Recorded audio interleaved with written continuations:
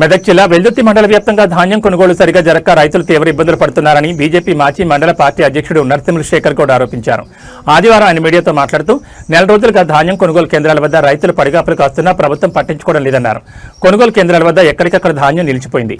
హమాలీలు, లారీల కొరత తీవ్రంగా ఉంది. అయినా అధికారులు స్పందించడం లేదు అని ఆగ్రహం వ్యక్తం చేశారు. ప్రభుత్వం వెంటనే ధాన్యం కొనుగోలు వేగవంతం చేయాలని, లేని పక్షంలో రైతులతో కలిసి పెద్ద ఎత్తున ఆందోళన కార్యక్రమాలు చేపడతామని ఆయన హెచ్చరించారు.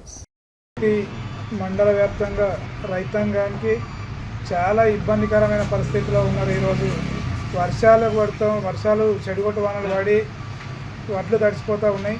ఇబ్బందికరమైన పరిస్థితిలో ఉన్నారు. కాబట్టి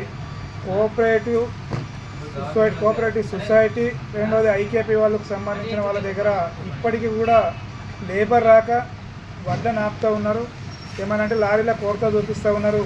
ఇబ్బంది అవుతున్నారు, రైతులను ఇబ్బంది పెడుతూ ఉన్నారు. గవర్నమెంట్ వాళ్ళను వడ్లు కొనుగోలు విషయంలో నిర్లక్ష్యం చేస్తూ ఉన్నారు. కాబట్టి తక్షణమే వడ్లపైన మన చిత్తశుద్ధితో కలెక్టర్ గారు కానీ లేదా జేసీ గారు కానీ వీళ్ళకు వెల్దుర్తి మండల వ్యాప్తంగా ఇప్పటి వరకు కూడా అనుకూల స్థాయిలో వడ్లు పోలేవు. కాబట్టి అవి చేయాలి. లేదా మేము మంగళవారం రోజు ధర్నా చేస్తాం, వెల్దుర్తిలో భారీ రాస్తారోకో చేస్తామని చెప్పి ఎంఆర్ఓ ఆఫీస్కి కూడా ముట్టడిస్తాం. లేని పక్షంలో ఏ కలెక్టర్ ఆఫీస్ వరకైనా వస్తాము. చాలా ఇబ్బందికరమైన పరిస్థితి ఉంది. వర్షాల ప్రాబ్లంగా సరైన తాటిపత్రి లేక వడ్లు తడిచిపోతూ ఉన్నాయి. రైతులకు నానా అవస్థలు పడుతూ ఉన్నారు.